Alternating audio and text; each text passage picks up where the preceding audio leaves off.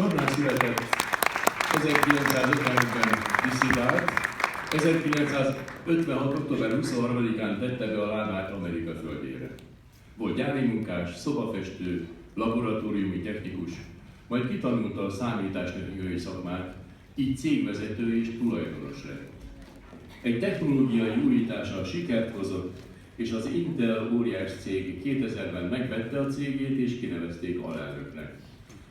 2015-ben jelent meg Sikerre születtem életrajzi kötete, amelyben vallja, Amerika lett a második otthonom, de a gyökereimet sohasem feledem el.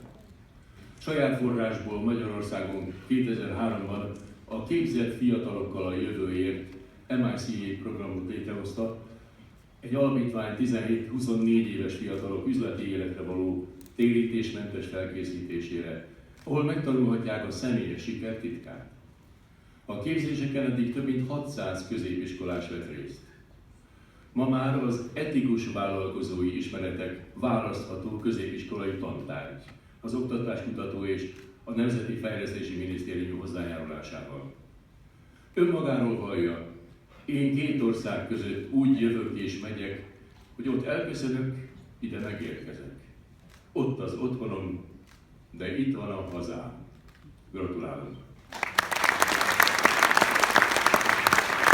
A világ magyar művészeti tagja a Magyar Nemzeti Táncegyüttes. Szeretettel köszöntjük az együttes képviseletében megjelent tagoknak, Bolvári Takács Gábor igazgató urat.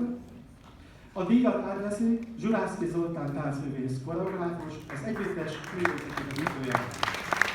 2014-ben a Honvéd Táncszínház neve Magyar Nemzeti Táncegyüttesre változott, amely jól kifejezi